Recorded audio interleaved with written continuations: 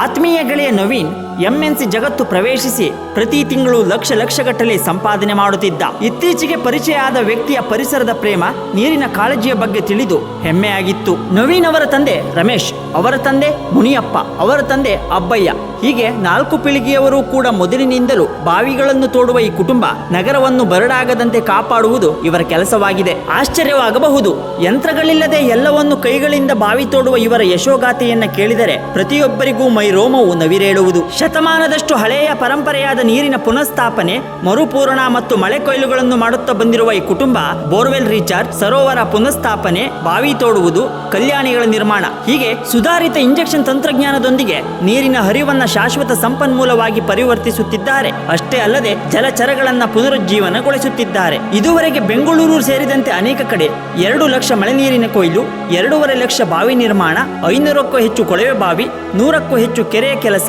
3.5 ಲಕ್ಷಕ್ಕೂ ಹೆಚ್ಚು ಬೋರ್ವೆಲ್ ಬಾವಿಗಳ ರೀಚಾರ್ಜ್ ಅನ್ನ ಮಾಡಿದ್ದಾರೆ. ಹಾಗೆಯೇ ಗೆಳೆಯ ನವೀನ್ 2018ರಿಂದ 3ನೇ ಪೀಳಿಗೆಯನ್ನ ಪ್ರತಿನಿಧಿಸುತ್ತಿದ್ದಾರೆ. ಎಂಎನ್ಸಿಯಲ್ಲಿ ಕೆಲಸವಿದ್ದರೂ ಅದನ್ನು ಬಿಟ್ಟು ಬಾಲ್ಯದಲ್ಲಿಯೇ ನೀರಿನ ಸಂಪರ್ಕ ಬೆಸೆದುಕೊಂಡಿತು. ಕುಟುಂಬದ ಪರಂಪರೆಯನ್ನ ಗೌರವಿಸಲು ಮಳೆ ನೀರು ಕೊಯ್ಲಿನಲ್ಲಿ ಔಪಚಾರಿಕವಾಗಿ ಪರವಾನಗಿಯನ್ನ ಪಡೆದು ಈಗ ಇವರ ನಾಯಕತ್ವದಲ್ಲಿ ಆರ್ಎನ್ ಎನ್ವಿರೋ ಸೊಲ್ಯೂಷನ್ ತಂತ್ರಜ್ಞಾನ ಮುಂದುವರೆದ ಸಲಹಾ ಸಂಸ್ಥೆಯಾಗಿ ಕೆಲಸ ಮಾಡುತ್ತಿದೆ. ಇವರ ನೀರಿನ ಕಾಳಜಿಯನ್ನ ಪತ್ರಿಕೆಯಲ್ಲಿ ಓದಿ ಅತೀವ ಹೆಮ್ಮೆಯಾಗಿತ್ತು. ಇವರ ಕಾರ್ಯಕ್ಕೆ ಮೆಚ್ಚುಗೆ ಪಡೋಣ, ಅಭಿನಂದಿಸೋಣ.